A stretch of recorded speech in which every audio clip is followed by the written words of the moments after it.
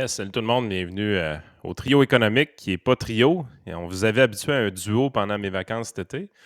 Là, on est un quattro. Comment on dit? Un quatuor. quatuor. Quatuor. Ça part bien. Hey, je suis vraiment rendu le moins éduqué ici, là, ça n'a plus de bon sens. Non, mais ça rendu où on constate la chose qui a toujours été. Je vais essayer de pas trop parler aujourd'hui parce qu'on a un invité vraiment plus intéressant que Vincent aujourd'hui. C'est rare, ça.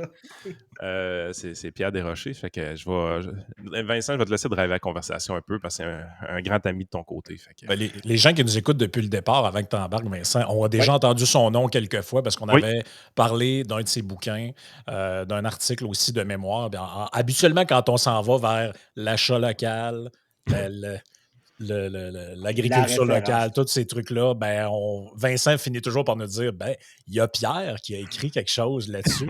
Puis à un moment donné, on s'est dit pourquoi pas l'inviter pour en parler directement parce que ça va être peut-être plus pertinent de le faire. Puis d'autant plus que là, il va falloir se dépêcher parce que Pierre est un auditeur du podcast, mais il dit habituellement je m'endors avant la fin de la première demi-heure. Fait qu'avant qu'il s'endorme, je passe la POC à Vincent pour qu'on puisse lui laisser un peu de temps de parole. OK. Fait que, bon, pour les auditeurs, je vais présenter Pierre bien vite. Pierre, c'est un prof à l'Université de Toronto, Mississauga. Géographie, géomatique, puis un autre que j'oublie dans environnement. Mais surtout, Pierre est l'homme qui dit la chose la plus pertinente que tous les écologistes ne veulent pas entendre, c'est que la main invisible a un pouce vert. Et que le marché est beaucoup plus écologique que toutes les autres choses. Puis, entre autres, sur la main à un pouce vert, il y a aussi beaucoup écrit sur l'achat local, mais les effets pervers de l'achat local et bienfaits du commerce international en alimentation. Donc, Pierre, allons-y avec l'achat local. Lance-nous là-dessus. L'achat local, l'économie circulaire aussi, dont vous avez parlé, la décroissance, tout ça. Oui, tu vois, la première question qu'on me demande toujours, c'est qu'est-ce que vous faites, les géographes? Je dis non, on ne cherche pas des nouveaux continents. Puis la vieille joke, c'est-à-dire qu'on faisait un meilleur chauffeur de taxi une fois qu'on avait notre doctorat. Là, mais la beauté de la géographie, c'est que dans le fond, tu as une liberté que tu n'as pas dans la plupart des autres départements économiques. Et Vincent pourra confirmer que peu importe le sujet dont tu traites en économie, si tu ne le traites pas d'une certaine façon, les chances d'être publié dans des revues bien cotées sont quand même assez minimes. Donc, en géographie, tu as une tradition qui est beaucoup plus hétérodoxe parce que, bon, moi, j'ai des collègues qui travaillent avec des images satellites, donc ils ramassent des échantillons de boue. J'ai un collègue qui a pris sa retraite il y a quelques années qui était le plus grand spécialiste en Ontario de l'architecture des bâtiments de ferme du sud de l'Ontario. Donc, vous voyez le genre de spécialisation qu'on peut faire en géographie. Et puis bon, je me suis retrouvé un peu à mon corps défendant à écrire sur l'achat local il y a quelques années. La morale de cette histoire, c'est que, bon, on a quelqu'un de prestigieux qui est venu à notre département et vous en avez parlé il y a quelques semaines sans le mentionner, c'est Bill Rees de l'Université de la Colombie-Britannique, qui est un écologiste, mais qui est dans le département d'aménagement urbain là-bas. Rees, c'est le co-créateur de l'empreinte écologique, que Frank et Vincent ont discuté en l'absence de Yann, je crois. Et bon, parce que certains ont fait leur devoir et d'autres profitent de leurs vacances, tant mieux. Mais vous voyez, j'ai absorbé l'esprit du podcast. On va l'inviter plus souvent. La morale de cette histoire, c'est que, bon, Rees se présente à mon département. Évidemment, c'est quelqu'un de très prestigieux dans mon domaine. Donc, il y a genre 400 personnes dans l'auditorium de mon université. Et puis, Rees, lui, réfléchit comme un écologiste. Donc, si tu vis en dehors de ton milieu local, c'est pas durable. Donc, il dit, regardez mes données, il y a 2 endroits au monde qui sont particulièrement non durables. C'est la Hollande et le Japon. Et le pire des deux, c'est les Japonais qui importent 70% de leurs calories. Bon, à l'époque, j'ai une conjointe japonaise qui est originaire de Tokyo, qui a quand même une maîtrise en politique publique, qui comprend la théorie de l'avantage comparatif, et elle se prépare à aller au micro et, me mettre dans l'embarras devant 400 personnes dans mon département. Donc, j'ai promis ce soir-là de dire, écoute, c'est correct, tiens-toi tranquille, là, puis je vais m'occuper de Bill Rees. Alors, c'est comme ça que j'ai commencé à écrire sur l'achat local. C'est pas que ça... mais j'avais un autre avantage aussi, c'est que j'ai grandi dans la région d'Oka. Je veux dire, mes parents avaient un petit verger, là, genre 52 pommiers. On avait aussi 700 érables, une érablière. Bon, et puis j'ai profondément détesté ça quand j'étais jeune. Là. Je ne voulais jamais écrire ces questions agricoles, mais ça m'aide quand même dans les débats parce que je peux dire que j'ai passé ma jeunesse à couper je comprends que quand ta conjointe de l'époque faisait son speech en avant, toi, tu fournissais l'alcool à Bill Reese pour Ouais, dans le genre, c'est ça. Non, je me souviens, je l'ai retenu physiquement ce soir-là là, pour pas qu'elle aille au micro. Fait que la morale de cette histoire, c'est que, bon, l'achat local, comme vous le savez, les économistes vont parler de la théorie de l'avantage comparatif. Je présume que Vincent en a parlé à plusieurs reprises.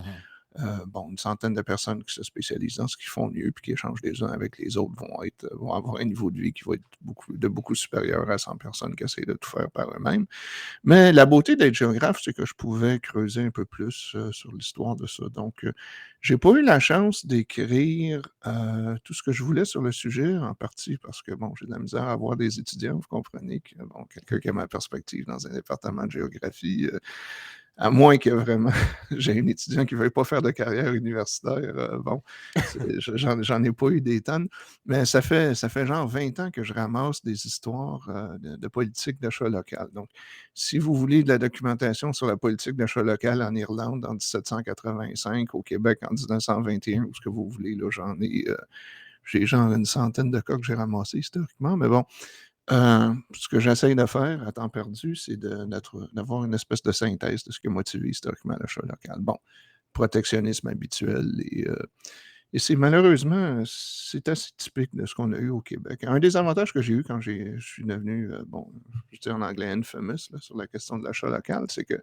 j'ai commencé à être invité en Alberta à l'époque parce que, bon, je défendais les marchés internationaux, puis comme vous le savez sans doute, l'agriculture dans l'ouest du Canada, dans les prairies en tout cas, puis le Québec, c'est complètement différent. Je veux dire, l'ouest du Canada, ça a été colonisé par des Ukrainiens en bonne partie qui ont été amenés là pour justement développer une production céréalière qui aurait des marchés mondiaux depuis le début. Puis tu vas en Alberta, puis la mentalité des agriculteurs là-bas, c'est toujours « Yeah, comment est-ce qu'on devient plus efficace? Comment est-ce qu'on va conquérir des parts de marché? » En gros, juste pour les auditeurs, ouais. La ferme albertaine, c'est une grosse ferme, des centaines, des milliers d'hectares. La ferme québécoise, c'est la ferme seigneuriale qu'on s'imagine, rectangulaire. Ouais. Non, seigneuriale, parce que c'est ça le rectangle, c'est à cause des seigneuries. Disons 100 acres, 200, pas hyper. Des vaches laitières puis l'UPA. Je veux dire, Vincent, la taille des moissonneuses-batteuses, par exemple, c'est deux mondes complètement à part. Là. C'est pas. C'est un autre game. Là. C'est ça. Donc, le problème, évidemment, bon, moi, au Québec, j'ai commencé à me frotter à l'UPA, évidemment, à l'époque. Et ce qui était intéressant, c'est que le mouvement de souveraineté alimentaire avait commencé au Québec. Et puis, à un moment donné, bon, je vois l'adresse du gars qui gère ça. Je pense que c'est un ancien associé de Laure Varidel, puis Équiterre, si vous vous souvenez de ça. Puis, je regarde l'adresse Longueuil, je suis là, je connais ça, cette adresse-là. Ah ouais, là, c'est le siège social de l'UPA. J'ai déjà été là quand j'étais étudiant dans les années 90. Puis ça a été vraiment, ça a été déprimant dans la mesure où, bon, j'ai eu un livre qui a été publié, c'est l'éditeur de Larry Clinton aux États-Unis à l'époque. Là. Donc, je veux dire, c'est une grosse boîte de New York qui m'a publié. Puis bon, j'ai eu des recensions dans Nature, et puis dans New York Times, Washington Post. Donc, ça a bien été à ce niveau-là. Sauf que, bon, à l'époque, j'ai quand même, je voyageais beaucoup au Québec puis au Canada pour parler de ces sujets-là. Puis c'est tellement déprimant de revenir au Québec. Évidemment, j'ai pas besoin de le dire, mais bon, le village gaulois, tu reviens de l'Alberta, tu vois la mentalité là-bas, puis tu reviens au Québec. On est petit, l'UPA, il faut qu'on se protège, pauvre nous. Enfin, vous le savez mieux que moi, les gars. Là, ça fait genre 25 ans que j'ai quitté le Québec. Là. Et puis, bon, en tout cas, fait que toujours est-il que j'ai écrit le livre qui est reconnu comme étant, bon, un livre semi-populaire. J'ai juste pas eu le temps d'écrire tous les articles universitaires que je voulais sur la question, mais oui, j'ai une certaine notoriété sur le sujet, puis ça m'a encore plus déprimé du Québec à la fin.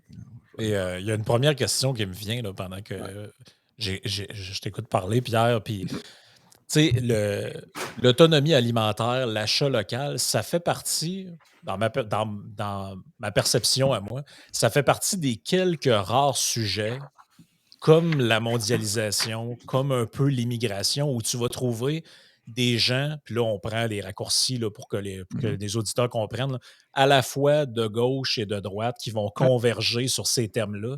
Et moi, ça m'a toujours fasciné. À chaque fois qu'on parle de ce sujet-là, je sais ce qui va arriver, on va avoir des commentaires. en dessous de la vidéo, en dessous du podcast, de gens qui peuvent venir à la fois d'un milieu, on va dire gauche, libertaire, whatever, versus des gens qui se considèrent plus comme des conservateurs ou whatever, et ils vont nous dire exactement la même chose, les mêmes arguments, les mêmes points. Est-ce que c'est quelque chose que tu as observé aussi, ça? Oui, non, et puis sur les questions environnementales, c'est la même chose. C'est jamais des questions de droite ou de gauche. On en parlera peut-être un peu plus tard, mais les vraies racines du mouvement environnemental, c'est le mouvement conservateur en Europe, c'est pas la gauche. En fait, mon seul regret vraiment à propos du livre, là, je le refeuilletais avant de vous parler aujourd'hui, ça faisait longtemps que je ne l'ai pas regardé, mais Karl Marx a une citation qui est fameuse disant que la beauté du capitalisme, c'est justement que ça détruit l'économie locale, ça mondialise l'économie, tout se porte mieux à cause de la mondialisation. Donc, les marxistes ont toujours été opposés à l'achat local.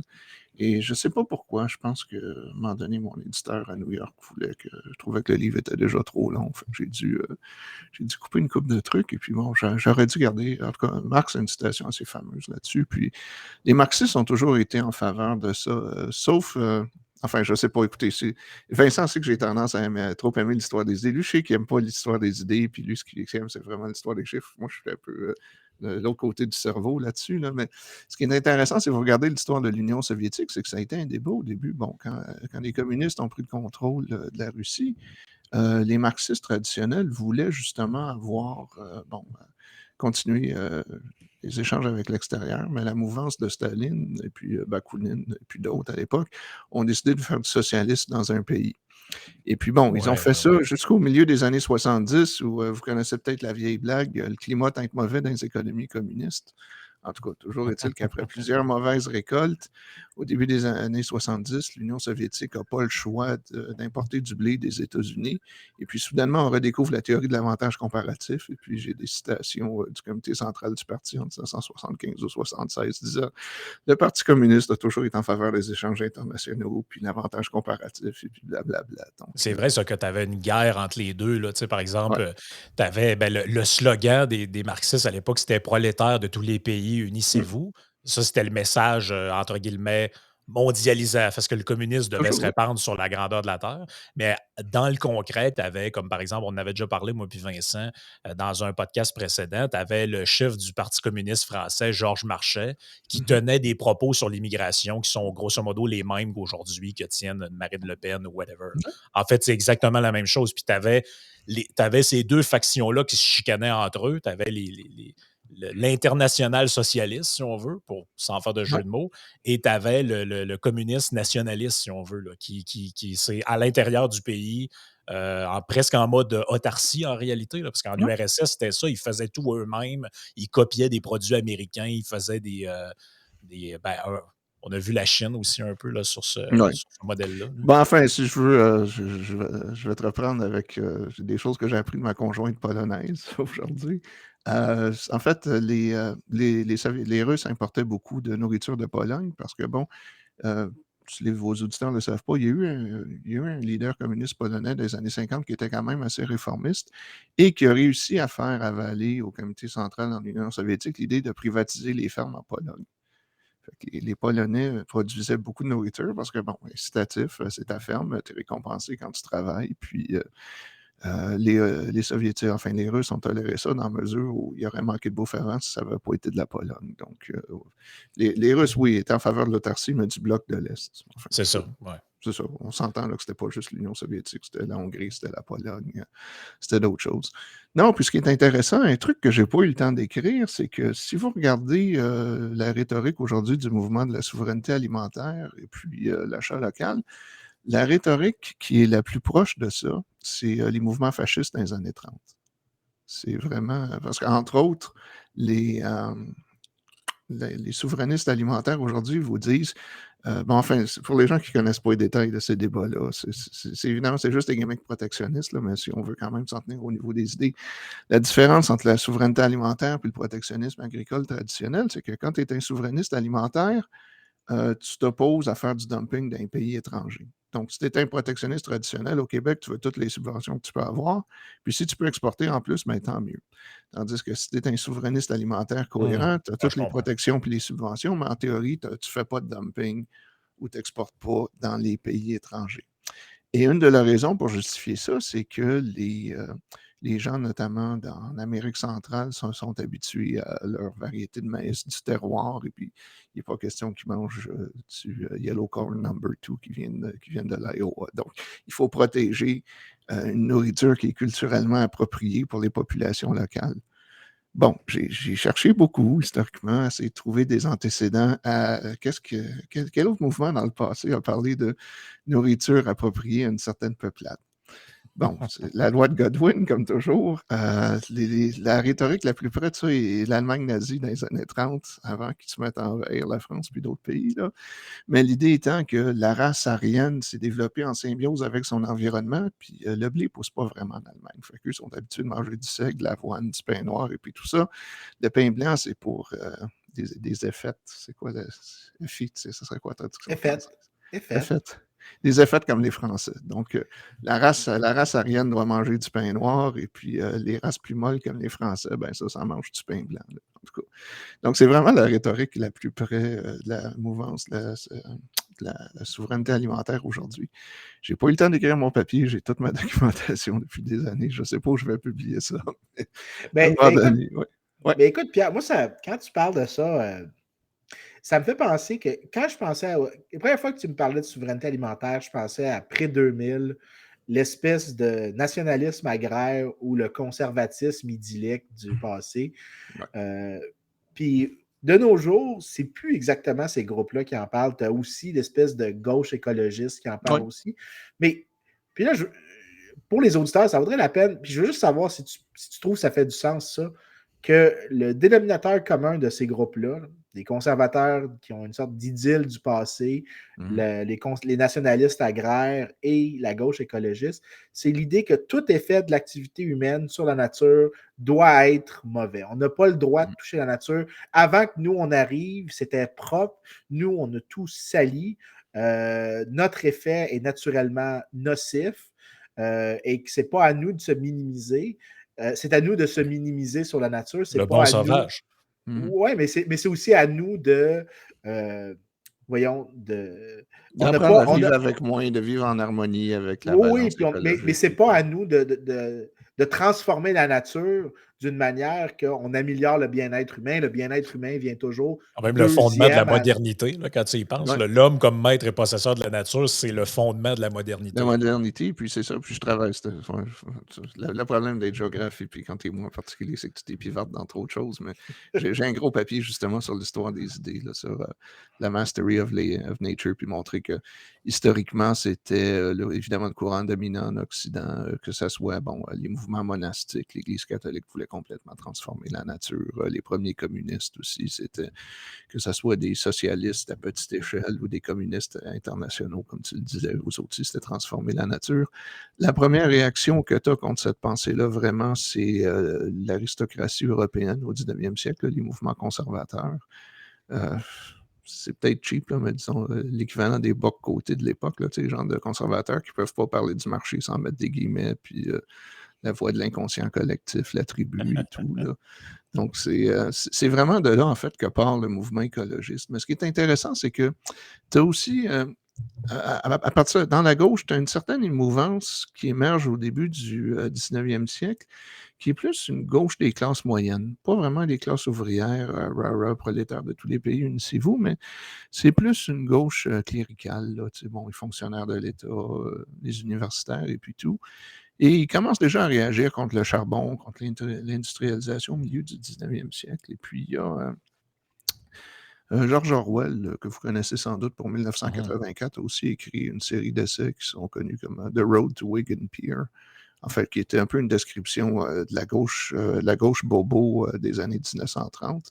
Et il y a une citation là-dedans qui décrit vraiment très bien la gauche moderne d'aujourd'hui. Et tu te rends compte que, dans le fond, la tension entre la gauche bobo locale, Laure Varidel, équitaire, tout ça, et la gauche prolétarienne, dans le fond, un peu comme le NPD au Canada, là, si vous avez suivi ce qui s'est passé là-dedans, vraiment, le NPD au Canada, aujourd'hui, c'est contrôlé par Toronto puis Vancouver, les bobos, les universitaires, les fonctionnaires, par rapport à, disons, l'espèce de socialisme agraire qui venait des prairies, ou les travailleurs du nord de l'Ontario, le secteur minier, les travailleurs de l'automobile, et puis tout ça. Cette tension-là existe depuis le tournant du 20e siècle et peut-être même un peu avant. Et encore une fois, comme Frank le disait, c'est pas un clivage qui est gauche-droite. C'est vraiment... les pro-modernités à droite, historiquement, sont des libéraux dans le sens traditionnel du terme, là, des libéraux classiques, des libertariens. La droite, Tam-Tidala-Tadam, ou enfin la droite traditionnelle aristocratique a tendance à s'opposer à l'étalement urbain, aux grands centres d'achat, à la destruction des petits villages, des milieux tissés serrés. Et puis à gauche, ben justement, bon, tu as la gauche traditionnelle qui a eu tendance à disparaître depuis quelques décennies. Là. Bon, encore une fois, à travers l'auto, à travers le secteur des mines, le secteur forestier au Canada. Puis bon, ça explique entre autres les tensions que tu as aujourd'hui. Mais ce qui est intéressant, et puis enfin, moi, ce qui m'a sauvé dans ma carrière universitaire, si je peux me permettre, c'est que les gens qui m'ont engagé étaient dans un département qui était évidemment dominé par des gauchistes, mais des gauchistes old-fashioned, qui croyaient au développement de l'industrie, à combattre la pauvreté, puis vraiment la branche, disons, traditionnelle, syndicat, encore une fois, ressources naturelles du NPD. Eux n'avaient aucun problème à me tolérer. La gauche bobo qui contrôle maintenant mon département, bon, ça fait un bout de temps qu'ils essaient de se débarrasser de moi, mais mon travail est trop bon. Ils n'ont pas réussi encore. Ouais. Mais c'est vraiment vrai. Vas-y, Yann. Il y a une question que je me suis toujours posée. Il y a plusieurs sujets qu'on est capable d'aborder avec une perspective de marché, puis on tombe, sans tomber dans l'indifférence, ça ne génère pas beaucoup de réactions. Quand on arrive au niveau de l'énergie, là, on commence à avoir une sensibilité qui est assez élevée, puis on sait tous les impacts du commerce international de l'énergie, comment c'est vraiment une guerre géopolitique qui se passe là-dessus. Mais l'alimentaire, ça m'a toujours fasciné comment, là, on tombe dans l'émotion avec ça. Aussitôt qu'on parle puis c'est vrai qu'on perd les alliés traditionnels de droite, on en perd plusieurs quand on parle d'alimentaire. Ou est-ce qu'une personne comme moi qui fondamentalement est juste axée un peu sur l'économie de marché, qui comprend les mécanismes d'économie de marché, puis qui applique la même logique de raisonnement à un patio qu'à ce qu'il y a dans mon assiette, là. J'ai toujours eu un peu de difficulté à comprendre ça. Pourquoi on est aussi émotif avec ce qu'on met dans notre assiette, alors qu'en réalité, c'est les mêmes mécanismes, c'est les mêmes chaînes d'approvisionnement, c'est les mêmes barrières, c'est les mêmes tarifs, c'est les mêmes réglementations. Il y a quelque chose qu'on dirait c'est pas touche, puis l'autre, c'est pas touche, c'est pas grave. On met ça dans notre corps, l'occupation du territoire. Je me souviens à un moment donné à TVA, je me souviens plus du nom de l'animatrice, mais elle m'avait un peu sauté d'en face parce que j'avais dit du genre, ouais, mais occuper le territoire, je veux dire, même si on abandonne la Gaspésie, pensez-vous que les Américains vont l'envahir, là? Je veux dire, c'est pas... OK, je me doute comment tu t'es mis dans la merde avec ça. Oui, non, mais c'est ça. Mais elle, je pense qu'elle venait, je sais pas d'où au Québec, mais d'un milieu rural, de toute évidence.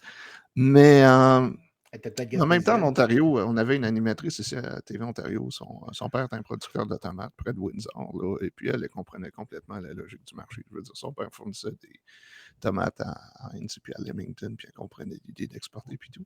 Mais non, la nourriture, je suis d'accord avec toi, Yann, j'ai jamais compris. C'est parce qu'on met ça dans notre corps, parce que c'est l'occupation du territoire, et puis mon argument, moi, ça a toujours été, ben écoutez, au Québec, si on est meilleur qu'ailleurs, eh bien, exportons, laissons le reste de l'Amérique profiter de nos...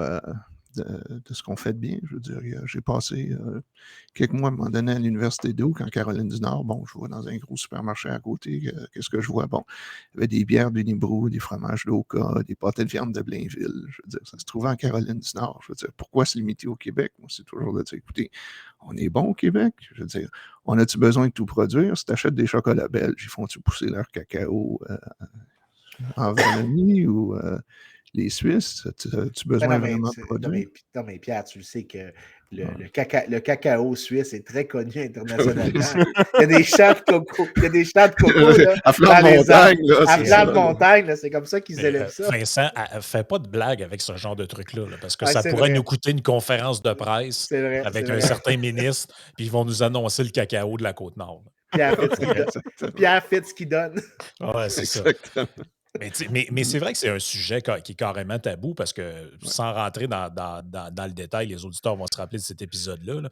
Mais on a quand même eu au Canada le Parti conservateur qui a failli exploser à cause du débat sur la gestion de l'offre. Ouais. Et je me souviens que quand ça a eu lieu, il y avait quelqu'un dont j'oublie le nom, mais qui commente qui était à l'intérieur du Parti conservateur, puis il avait dit lorsque questionné par rapport à ce débat-là, il avait dit un truc du genre, ben écoute, il y a 32 000 autres sujets sur lesquels on pourrait discuter de la place de l'État. Pourquoi aller là? C'est sous-entendu, pourquoi se mettre à dos les agriculteurs? Ils Parce que ça savent coûte très 400 $ par année par famille au Canada. Non. C'est ça, mais ils savent très bien. Mais depuis, vous avez remarqué que le sujet est mort et enterré. Là. Il n'y a plus personne qui Je a pense pas que Poilievre va jamais oser. Je sais pas. En tout cas, je présume que Maxime ne se présente pas en Beauce aux prochaines. J'avoue que je ne suis pas à sa politique québécoise pour savoir Non, ce qu'il fait. mais ça touche. Je ne sais pas si c'est à cause encore plus, peut-être au Québec, à cause de notre passé là, Non, mais c'est le rural, Québec là, vraiment. mais je ne sais pas. Là, mais, Non, c'est le Québec, crois-moi. Dans l'Ouest, comme je te disais, vous le savez déjà, la mentalité est complètement différente dans le secteur agricole. C'est vraiment les irréductibles gaulois dans ce cas-là. Puis c'est dommage parce que je veux dire, j'ai débattu à l'UPA dans le passé. Puis vous êtes peut-être trop jeune pour vous souvenir de Jacques Proulx, l'ancien président de l'UPA. Puis je veux dire, lui, bon, tu lui parlais autour d'une bière ou d'un café, il était raisonnable. Évidemment, il y aurait des choses qu'il disait en public, des choses qu'il disait en privé, puis je ne sais pas s'il est toujours de ce monde, puis je veux pas. Mais lui, moi, je lui disais, écoute, pourquoi on ne privatise pas les forêts? Hein? Je veux dire, faire comme la Suède, où on aurait des rendements plus élevés, on pourrait peut-être être encore meilleur. Lui, on privatiser les forêts, pourquoi pas? T'sais. Puis si on est bon, je veux dire, écoute, regarde ce qui se passe en Nouvelle-Zélande, en Australie, blablabla. Bon, vous connaissez tous les sujets. Mais c'est ce qu'on connaît, les gens ne veulent pas changer. Puis, non, c'est déprimant. Ben juste comme une question, parce que quand tu regardes aux États-Unis, où est-ce que tu prends les agriculteurs, tu prends les États en fonction de l'agriculture, tu regardes où les électeurs sont comme peut-être un petit peu plus conservateurs, ça va être dans des États soit avec des ranchs, soit avec des grandes fermes de céréales. Et là, dans ces endroits-là, tu trouves énormément de républicains. Mais si tu vas dans des endroits où il y a plus de production, par exemple, de moutons, de lait, là, c'est super démocrate. Là, je pense au Wisconsin, Minnesota. Y a-tu quelque chose avec le. Parce que s'il y a vraiment.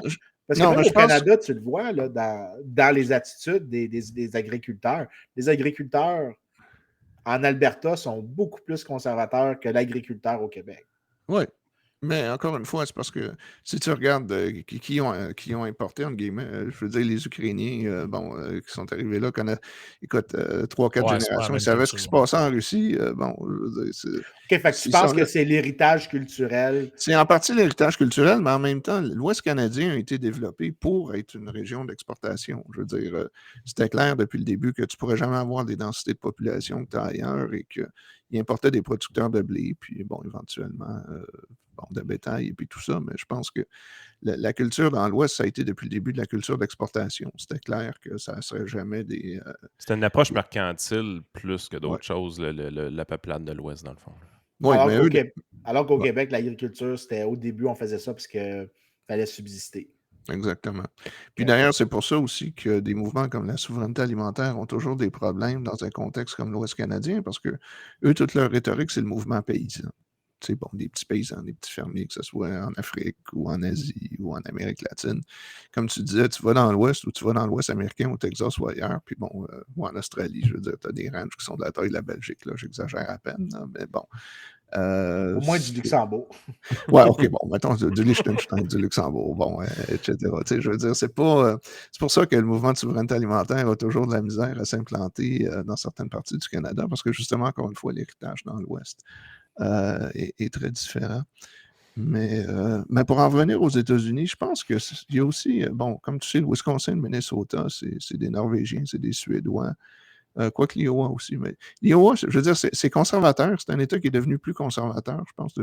Il est devenu plus rouge là, depuis une vingtaine d'années, mais bon, l'éthanol, tu sais. Hillary Clinton, je me souviens, Hillary Clinton était contre l'éthanol, c'est on the record 13 fois. Puis en 2016, soudainement, elle a découvert les vertus de l'éthanol et puis de la souveraineté énergétique. Et puis j'enseigne un cours sur les politiques énergétiques. Et puis bon, j'ai une couple d'images avec des politiciens, puis leur chapeau, éthanol et puis tout ça. Puis Trump honor aussi, là, make ethanol great again. En tout cas, c'est bon. Ouais, c'est bon. Enfin, je pense que c'est plus un meme qu'une vraie image, là. Mais en tout cas, c'est l'idée.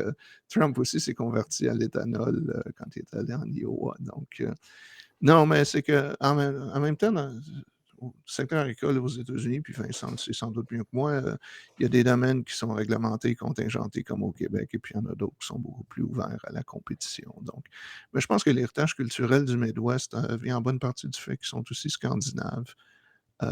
Puis ça explique ça aussi en partie, je veux dire. J'aimerais ça continuer t'entendre un peu sur l'éthanol, justement. Jusqu'à quel point qu'on fait du dommage avec ces idées-là, tu penses?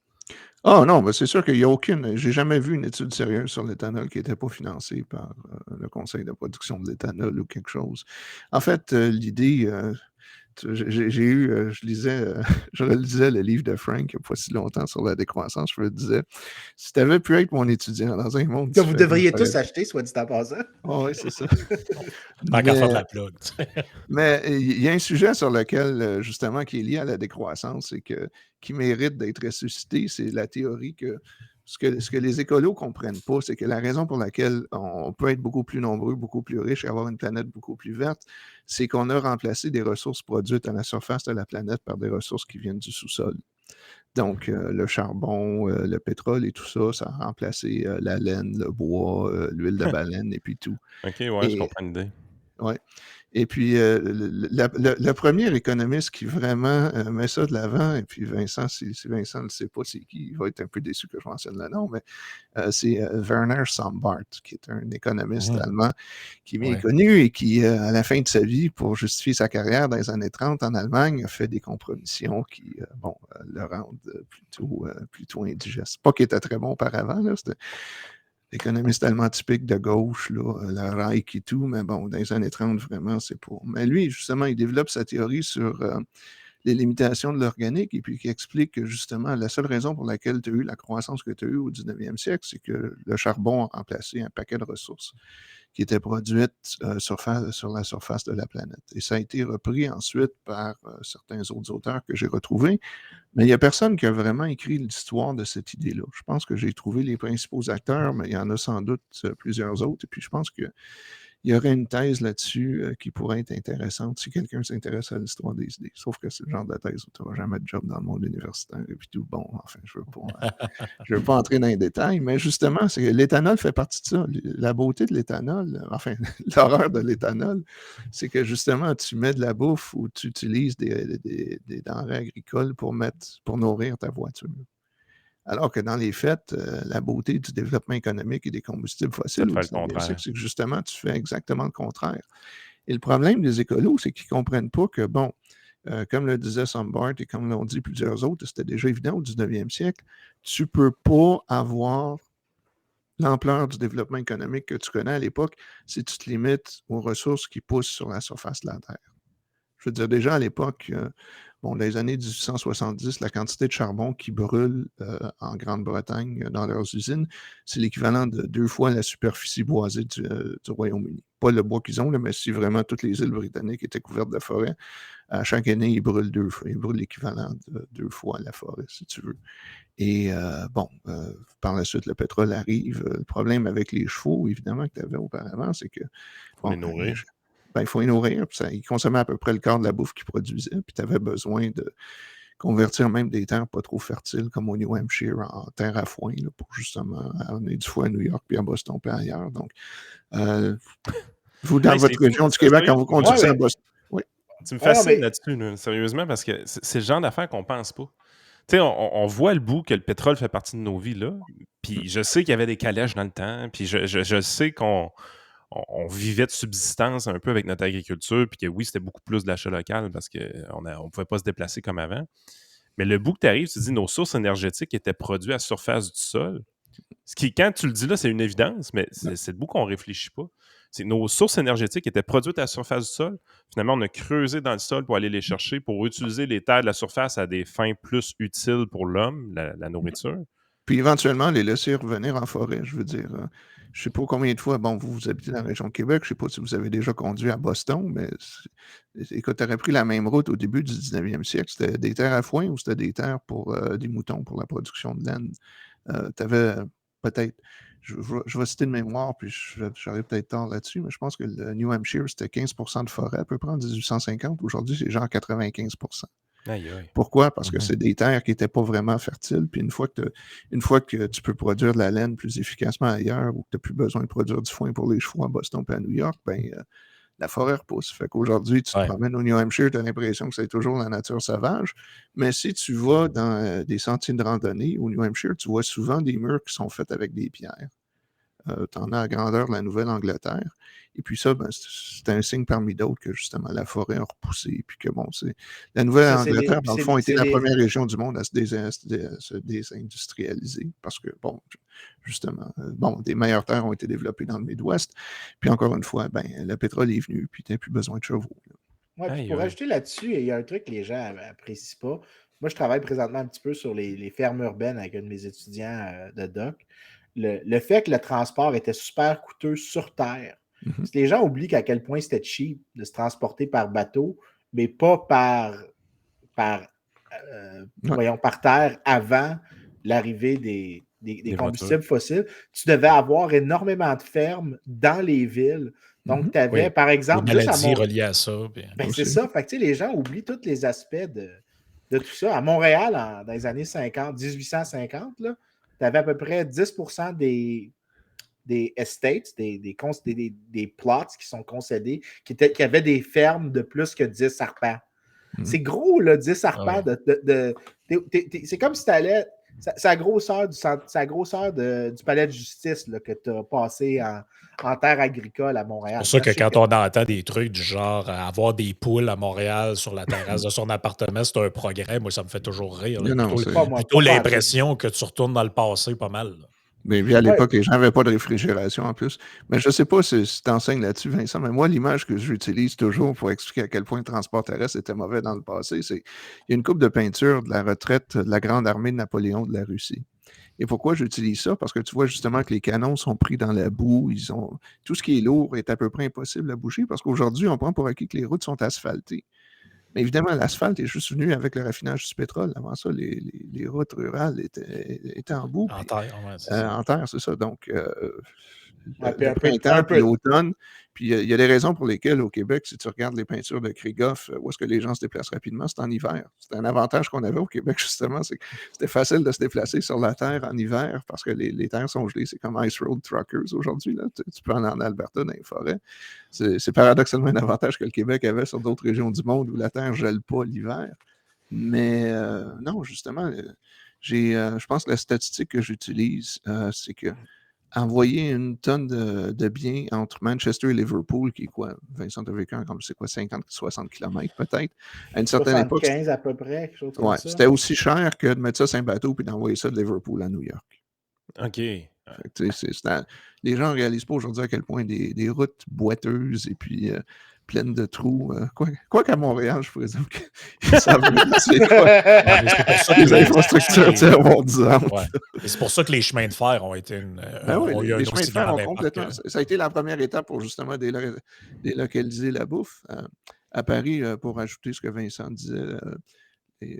comme je le dis souvent à mes auditeurs anglophones, la seule fois dans ma vie que parler français a été utile, c'est que tu as toute une littérature sur la production de bouffe locale à Paris qui a été écrite par justement des fermiers locaux au début du 19e siècle. Et puis, ce qu'ils disent justement, c'est bon, les gens ont produit de la bouffe à proximité dans le passé parce que, bon, c'est ce que les gens faisaient, mais nos grands-parents ont été respectés. Puis quelqu'un qui ça en 1850, quand ils ont réussi à produire des asperges à l'année. Puis là, ils ont tout un système où, bon, tu as plein de crottins de cheval à Paris, fait qu'ils ramassent le crottin de cheval, ils ont des espèces de cloches en verre, puis ensuite, ils se font des matelas...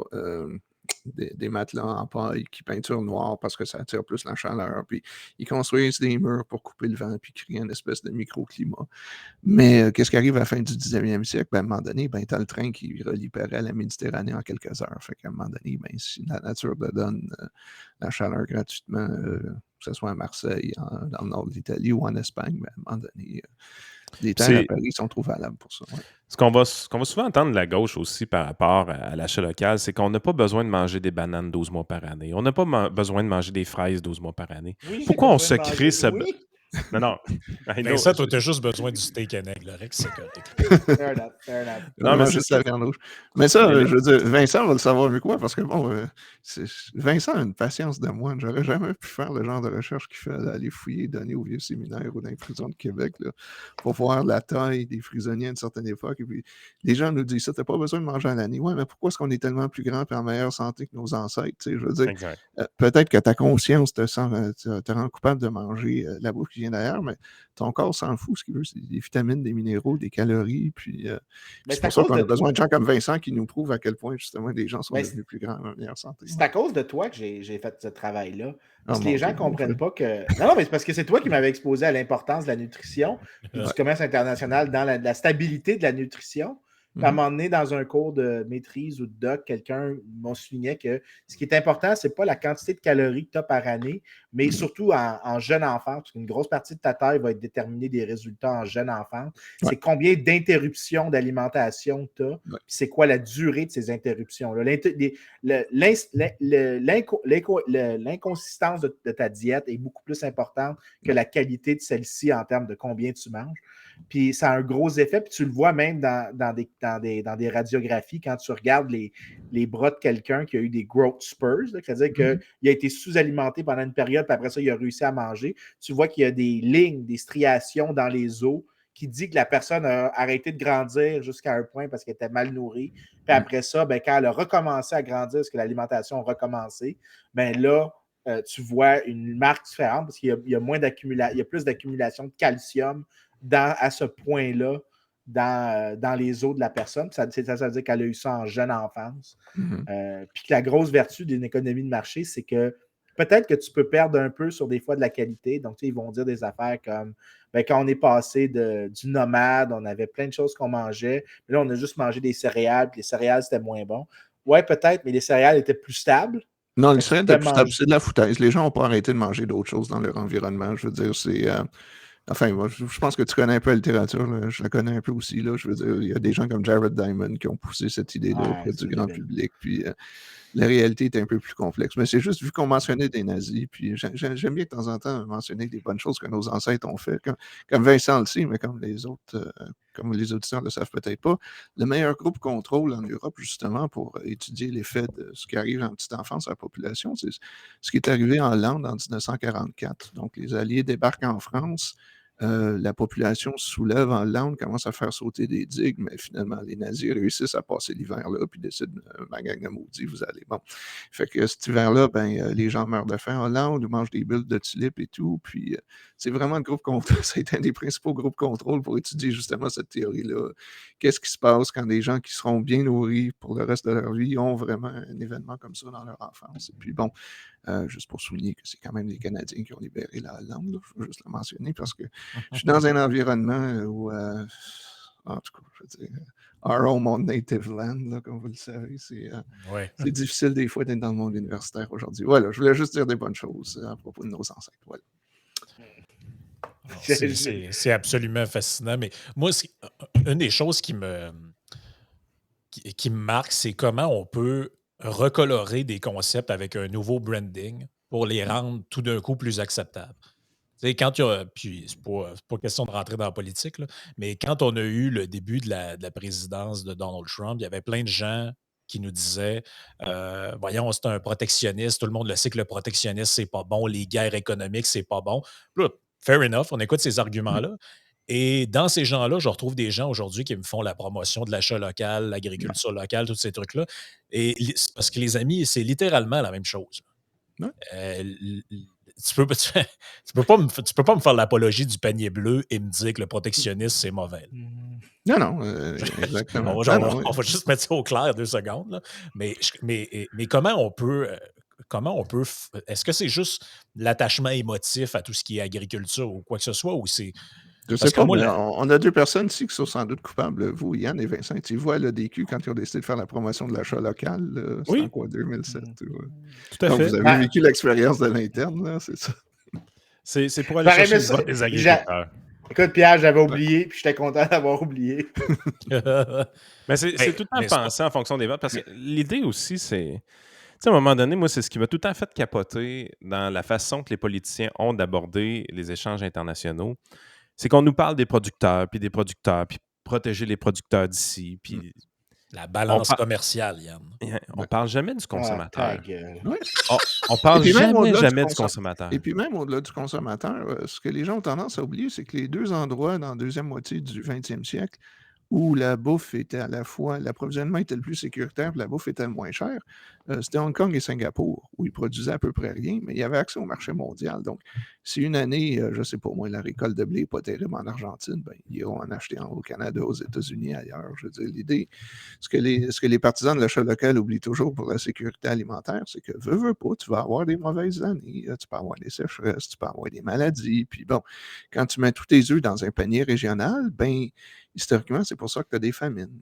Mais qu'est-ce qui a amené Hong Kong et Singapour à avoir plus accès que les autres à ces marchés internationaux-là? Bon, Vincent connaît sans doute aussi l'histoire. Tu as eu un fonctionnaire britannique en Grande-Bretagne dans la deuxième moitié du 20e siècle qui était un disciple d'Adam Smith et qui a tout fait pour s'assurer que Hong Kong demeurait entièrement ouverte au libre-échange. Puis à un moment donné, dans l'après-guerre, au Royaume-Uni, tu as des partis travaillistes qui prennent le contrôle, puis ils sont vraiment dirigistes. Là. Avant les années Thatcher, on oublie à quel point tu as peut-être le politburo en Union soviétique, mais la Grande-Bretagne n'était pas si loin. Fait qu'à un moment donné, Londres décide qu'ils n'ont pas assez de programmes sociaux à Hong Kong. Fait qu'ils envoient une délégation de fonctionnaires. Fait que c'est quoi, Satterthwaite, ou j'oublie son nom, là, je sais pas. Copperthwaite, oui. Vincent, tu connais peut-être l'histoire mieux que moi, mais en gros, il les a remis dans l'avion, puis il les a retournés le même jour, là, pour être sûr. Il n'irait pas au développement d'Hong Kong, ça. Donc, des fois, un homme qui a lu Adam Smith peut faire une différence importante. Fait que c'est une expérimentation sociale qui était faite par un fonctionnaire principalement là-bas. Là. Vas-y donc, Vincent, je suis sûr que tu connais l'histoire. Oui, en fait, ça vaut la peine de souligner, juste te donner une idée du gars. Milton Friedman est allé à Hong Kong à un moment donné, puis il demande à ce fonctionnaire-là, il dit « Pourquoi tu ne collectes pas des données sur le PIB de Hong Kong? Tu vas pouvoir prouver qu'une expérience free market réussit super bien. » Puis le fonctionnaire, il regarde Friedman, il dit « Tu comprends pas. Si je les laisse collecter ce chiffre-là, ils vont s'en servir pour faire grossir l'État. » Il comprenait la bête. Il était vraiment. Puis Friedman avait répondu How wise. Puis à Singapour, tu as eu Lee Kuan Yew qui était un peu. OK, il y a des aspects de Singapour que j'aime plus ou moins, là, disons pas mal moins que plus. Mais lui, il comprenait depuis le début. Si vous connaissez un peu la géographie de l'Indonésie, ils produisent beaucoup de pétrole là-bas, mais les raffineries étaient à Singapour. Puis ça a toujours été un lieu de transit pour le commerce. Et puis, Singapour, le problème qu'ils avaient, c'est que c'était plein de Chinois qui avaient immigré là. Puis, à l'origine, faisait partie de la Malaisie. Puis les Malais, puis les Chinois, c'était pas leur renfort exactement. Donc, Singapour s'est fait mettre à la porte de la Malaisie. Puis, ils se sont rendus compte dès le début que non, t'as pas le choix. Il faut que tu sois une place ouverte au commerce. Et puis que leur avantage, ça allait être justement qui était ouvert au commerce parce que Lee Kuan Yew, encore une fois, comprenait la théorie de l'avantage comparatif puis de créer un climat pour attirer des investisseurs étrangers. Je ne défends pas ce qu'il a fait sur autre chose, là, mais bon. Mais en tout cas, l'idée, justement, c'est que quand tu as des villes-États, puis c'était vrai aussi, en fait, en Europe, historiquement, Venise et Gênes. Enfin, c'est pas vrai partout, là, mais règle générale, les villes-États, parce que justement, ils ne pouvaient pas produire la majeure partie de leurs calories, tendent à avoir des politiques beaucoup plus libre-échangistes. Et puis, quand tu achètes du marché mondial à chaque année, tu as accès aux gens qui ont des meilleures récoltes. Tu paies le prix du marché qui est typiquement moins élevé qu'un prix protectionniste si tu défendais des producteurs locaux. Et puis, tu n'as jamais de problème de sécurité alimentaire parce qu'encore une fois, si un de tes fournisseurs a des problèmes avec des récoltes une année, tu en as peut-être 15 autres qui sont prêts à te vendre. Tandis que quand tu as des politiques protectionnistes, là, tu as un problème.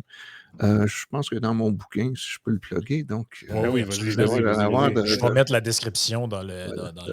Puis le lien Amazon, aussi. Voilà. C'est un truc que j'avais appris de Dennis Avery. Encore une fois, c'est peut-être trop jeune, mais bon, c'était... Moi, je connais Dennis. Mais qui écrivait pour un grand public. C'était un ami personnel. Puis lui... Attends, faudrait dire le nom de son livre qui était vraiment awesome. C'est Saving the Planet with Pesticides and Plastics. Ouais, je vais en faire une mise à jour à un moment donné. C'est un excellent livre. Ça m'a... C'est un excellent Moi, C'était vraiment drôle. Tu nous amènes sur un point qu'on n'avait pas abordé encore. Mais si je peux me permettre, je veux juste faire une histoire. C'est que je sais pas si c'était dans ce livre-là ou dans un autre truc qu'il avait écrit, mais il donnait l'exemple de la Finlande où historiquement, genre, ils payaient 2 ou 3 fois le prix mondial du blé pour protéger leurs agriculteurs locaux. Puis une année, ils ont une mauvaise récolte, il pleut tout le temps, ils ne réussissent pas à ramasser à récolter la majeure partie de leur blé.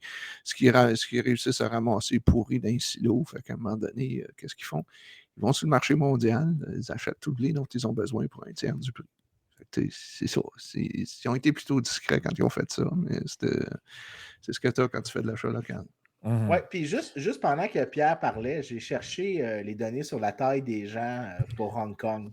Puis en gros, là, dans la littérature sur les tailles humaines, il y a une composante génétique assez forte. C'est-à-dire que tu as une grosse partie qui est héritée par groupe génétique, mais l'affaire, c'est que ta génétique peut drifter, en gros. Fait que si, mettons, moi, c'est maintenant, ma taille est 20% environnement, 80% génétique, ben, si mon environnement est particulièrement bon aujourd'hui, j'en transfère une partie à mes enfants, de telle sorte que mes conditions socio-économiques sont transmises à mes enfants. Puis ce que tu peux voir, c'est qu'en fait, la génétique n'est pas si forte que ça dans le long terme. Elle peut s'effriter bien vite. Si tu regardes les Asiatiques en général, ils sont toujours plus courts. Fait que si tu regardes, par exemple, la taille moyenne en Chine, l'homme moyen en Chine est quelque part entre 167 cm et 171. À Hong Kong, c'est passé, puis là, je vais donner le chiffre pour aujourd'hui à Hong Kong, c'est 174 cm. Au Canada, c'est fondamentalement une génétique très proche de celle des Chinois. Là. Ben, la même à toute fin pratique. Au Canada, c'est 175. Donc, les gens à Hong Kong et au Canada, c'est à peu près la même chose. Mais si tu regardes les données historiques, là, tu remontes à 1896, parce qu'on a les chiffres pour ça, les gens de Hong Kong en 1896, ils font 165 cm. Ça, là, c'est vraiment gigantesque. C'est-à-dire que sur l'espace de un siècle environ, là, un petit peu plus, tu as réussi à faire augmenter les gens de 10 cm de taille. Puis ça a un gros effet parce que la taille est liée inversement et négativement avec... C'est 3 pouces, pareil. Là. C'est 3 pouces, là. Ça veut dire qu'au lieu de faire 5 pieds 7, je pourrais faire 6 pieds. Mais une autre chose aussi, que tu pourrais mentionner, Vincent... J'ai une niaiserie. Non, mais une chose que tu pourrais aussi mentionner, Vincent, c'est qu'historiquement, même au sein des populations qui avaient la même génétique, tu avais souvent des tailles, des différences de taille importantes entre, disons, l'aristocratie britannique et les paysans moyens. Et cet écart-là s'est réduit avec la mondialisation du commerce, puis le fait que les classes plus pauvres ont eu accès. T'es-tu en train de dire qu'il y a moins d'inéquité sociale qu'à l'époque, Pierre? Ben, en tout cas, si tu veux, je te dis, moi, j'aime toujours parler de. Ouais, tu vois, c'est mon âge et puis je manque un peu de sommeil à l'heure actuelle. Le président du Venezuela, j'ai oublié le nom, là, le chauffeur d'autobus. Le chauffeur d'autobus qui est devenu milliardaire. Moi, quand on me parle toujours des horreurs du communisme, je dis connaissez-vous l'histoire du Venezuela? Comment un chauffeur d'autobus devient milliardaire? Mais, From rags to riches. C'est ça. mais sans parler de toutes les études savantes de Vincent, si je peux prendre mon propre cas, je veux dire, bon, Vincent me connaît, je veux dire, je fais 6 pieds, là, je ne suis pas si grand, mais quand même. Puis ça fait genre 30 ans que je suis dans le monde universitaire. Et comme beaucoup d'universités canadiennes anglaises, mon université survit en bonne partie à cause des étudiants chinois qui paient le plein prix, qui subventionnent dans le fond. Donc, ça fait 20 ans que je côtoie des étudiants chinois, puis en général, bon, c'est les enfants de dirigeants du Parti communiste ou quelque chose là. Genre ceux qui sont pas assez bons pour aller à Harvard, mais quand même, qui sont assez bons pour sortir de Chine. Et puis, je peux dire que 20 ans d'observation dans la ligne d'attente au Tim Hortons, je me sens de moins en moins grand au fil du temps. Là. C'est pas très scientifique, mais je veux dire, je vois quand même que sérieusement, sans faire de science, tout le monde peut l'observer. Avez-vous déjà visité des maisons centenaires?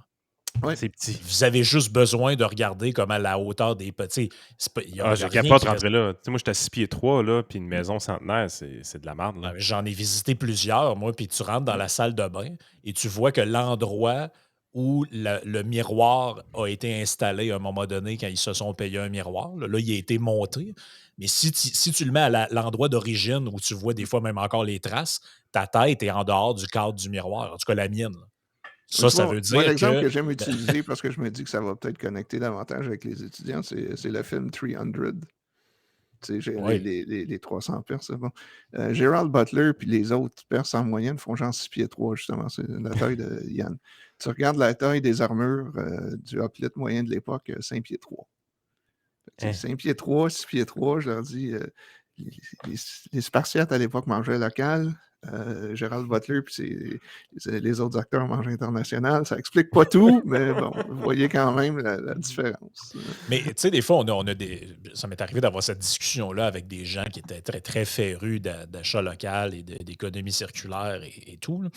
Et là, Mané, tu finis par les pousser dans le coin en leur disant, leur sortant tous les arguments qu'on a discutés, puis tous les faits qu'on a amenés. Là, ils vont dire OK, fine, ça coûte plus cher, mais c'est quand même meilleur pour l'environnement.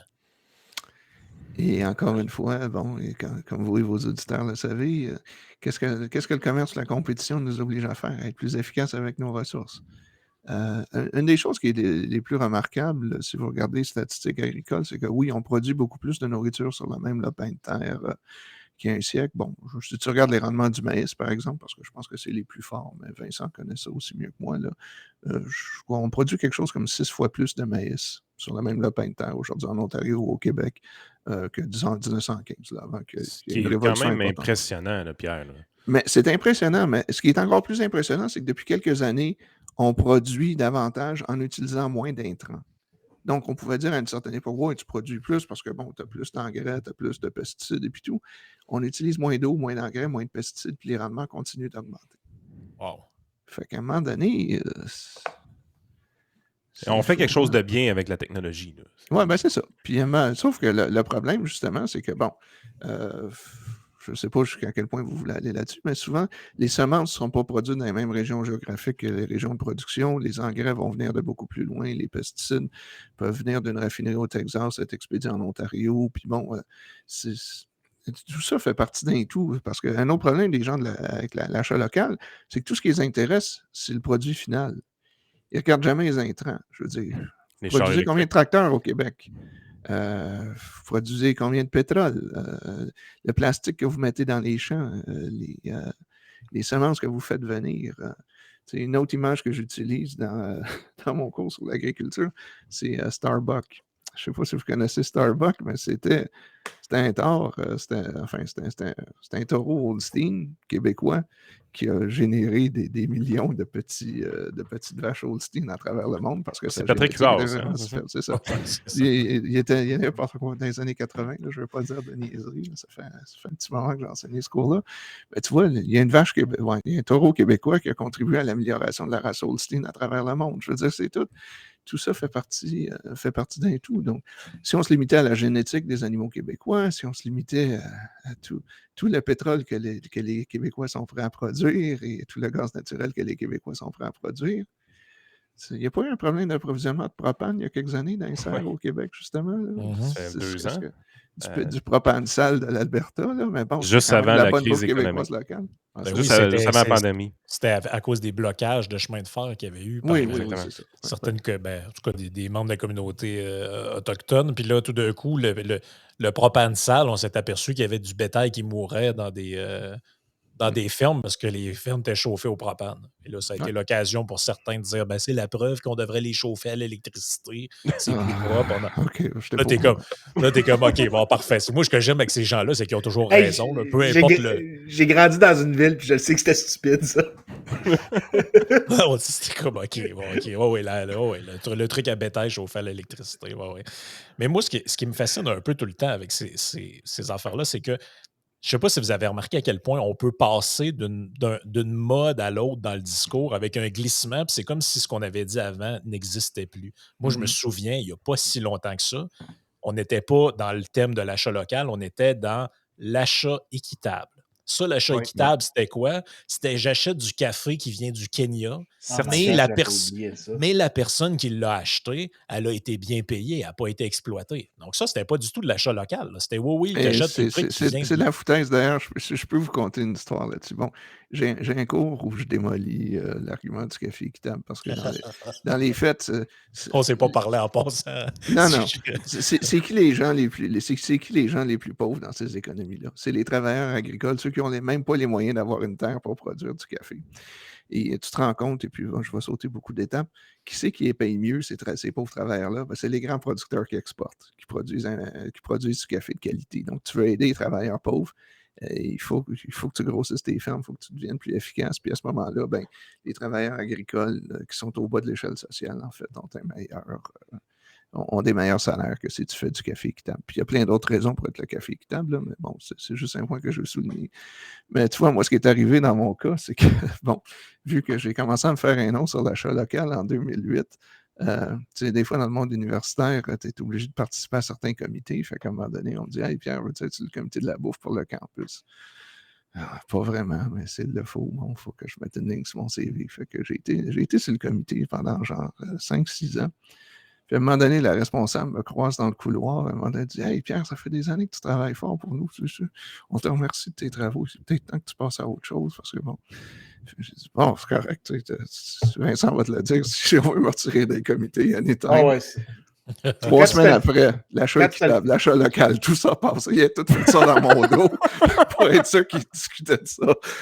En sachant que j'aurais dit un instant, s'il vous plaît, peut-être qu'on devrait. Mais est-ce que tu penses que c'est uniquement du signaling? Ces gens-là croient à ça pour de vrai? Non, je crois qu'ils y croient vraiment. Puis je ne sais pas si on devrait être derrière le Patreon pour vous dire ce que je pense ça de l'université universitaire. Ça fait 1 heure, fait qu'on peut, tu peux manquer. On va être Liberté time. Liberté time. On va être dans le manque de générosité, là. Ouais, non. On va être 4 à être pas généreux, là. Ça va être beaucoup de manque de générosité, gang. Disons raison que... de vous joindre à Patreon.